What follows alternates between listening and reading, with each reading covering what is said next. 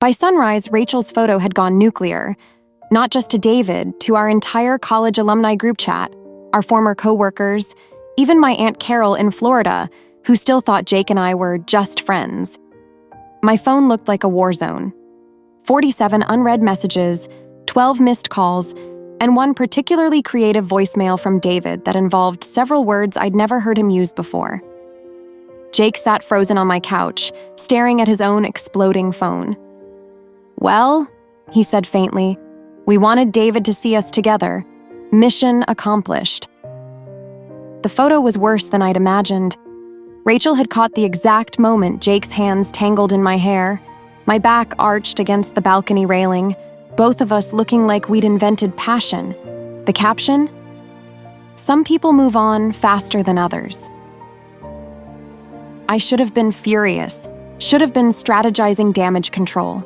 Instead, all I could think about was how Jake's mouth still tasted like whiskey and wedding cake. Then the doorbell rang. We both jumped like teenagers caught making out. Jake moved to answer it, but I grabbed his wrist. "What if it's David?" His jaw tightened. "Let him come." But it wasn't David. It was my little sister Maddie, holding 2 iced coffees and wearing her trademark "I know what you did last night" smirk. "So," she said, pushing past us, "you two finally stopped being idiots, huh?" Jake choked on air. Maddie flopped onto the couch and unlocked her phone. "Relax. Everyone saw this coming except you two." She flipped the screen toward us, a side-by-side comparison of me looking at Jake at her graduation versus me looking at David at the same event. "You literally have different faces." I snatched her phone. The difference was jarring. With David, polite smile, relaxed shoulders, the look you give a coworker's boring vacation photos.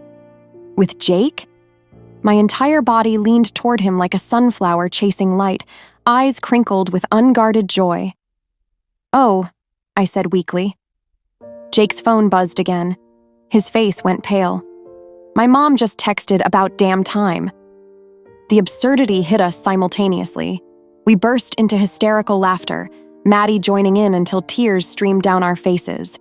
For one glorious moment, it was just us three, like when Maddie used to sneak into our dorm room for movie nights, before reality came crashing back. "So what now?" Maddie asked, slurping her iced coffee. Jake and I exchanged glances. The unspoken truth hung heavy between us. We'd crossed a line there was no uncrossing. Last night hadn't been part of the act. Those whispered confessions in the dark, the way he'd traced my scars like they were sacred, that was real, terrifyingly, irreversibly real.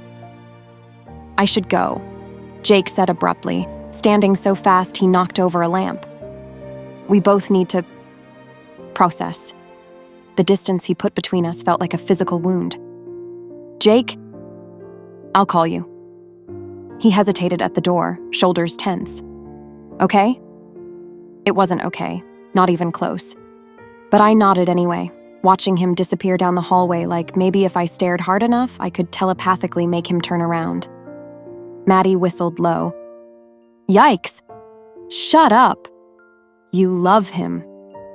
I will end you." She just grinned and stole a bite of my abandoned toast. The next 72 hours passed in a blur of avoidance. Jake didn't call, I didn't text. David left 7 increasingly unhinged voicemails I deleted unheard. Even Rachel tried reaching out, not to apologize, but to ask if Jake had a brother, Classy. By day 4, I cracked. Drove to Jake's apartment armed with Thai food and a speech I'd rehearsed in the shower.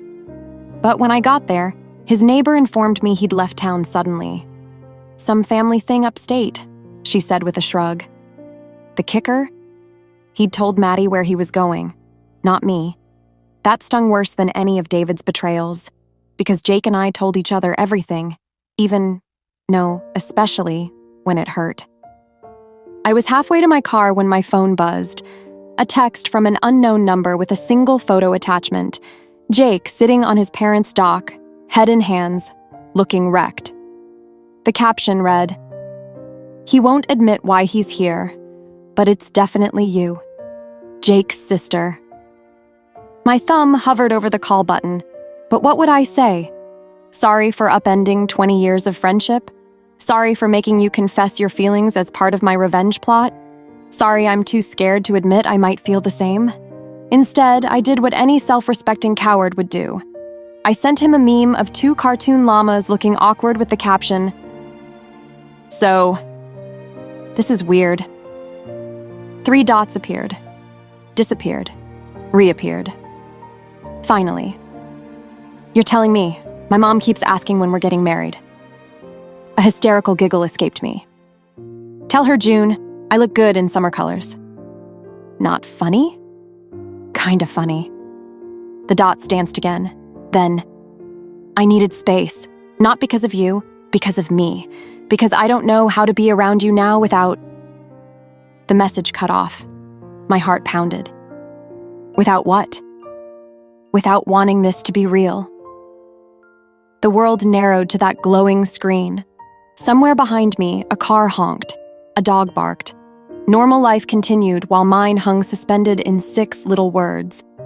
I typed 3 responses before settling on the truth. "What if it is?" His reply took 5 excruciating minutes. "Then I'm coming home. And we're doing this right." I was still staring at my phone when Maddie's call came through. "Don't freak out," she said. "But David's at the coffee shop telling everyone you cheated on him with Jake." Of course he was, because the universe has a sick sense of humor. But here's the thing about hitting rock bottom. It gives you one hell of a push back up. "Tell him I'll be there in 20, I said, already striding toward my car. "And Maddie, order me the largest espresso they have. I'm about to ruin this man's whole career."